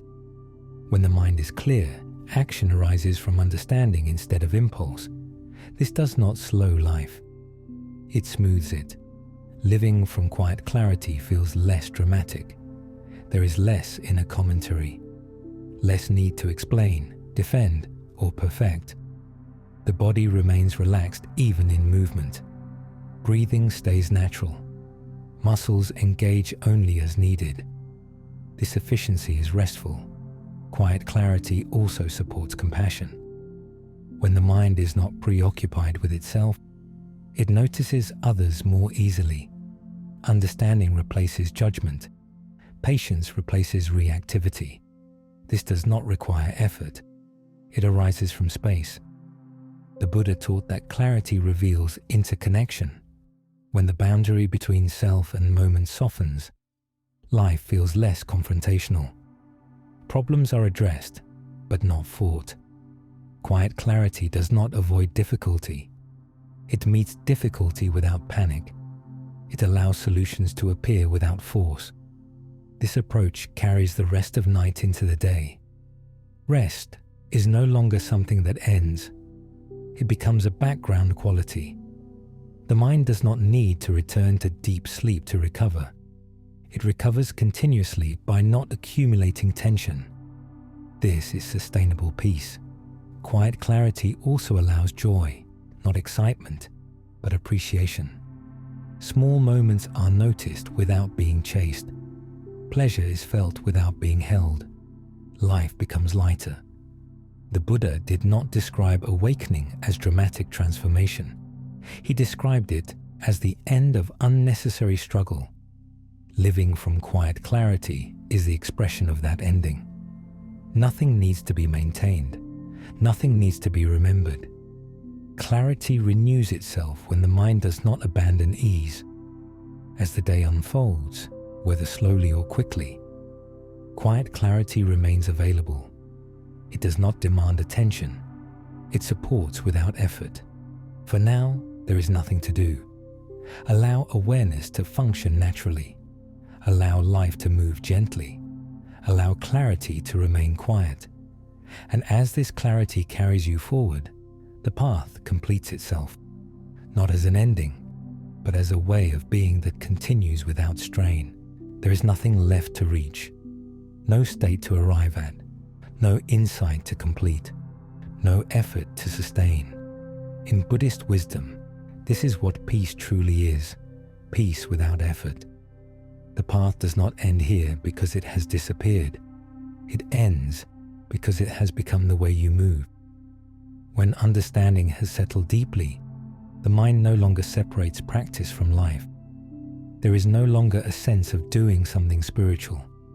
There is simply living, quietly, clearly, and without inner resistance. Peace without effort is not dramatic. It does not announce itself. It does not feel extraordinary. It feels ordinary, and that is why it lasts. The Buddha taught that when the mind stops chasing peace, peace remains. When effort falls away, clarity continues on its own. This peace is not dependent on silence. It does not require special conditions. It is present even in movement. As awareness now rests, whether awake or drifting, listening or fading, nothing needs to be held. Thought may return, sound may appear, the body may move. Peace does not leave. It remains as the background of experience, the quiet that does not demand attention. The Buddha described this state as unbound, not because the mind escapes life, but because it is no longer bound by struggle. Struggle ends when the mind no longer argues with what is. This does not remove responsibility. It removes friction. Life continues, but it feels lighter. Decisions happen, but they do not weigh as much. Change occurs, but it is not feared. Peace without effort is trust fully integrated. Trust in impermanence. Trust in awareness. Trust in the mind's natural balance. There is no need to return to this state. There is no way to lose it. It reappears whenever effort drops. As you rest now, there is nothing to listen for. The words may fade completely. Silence may feel full.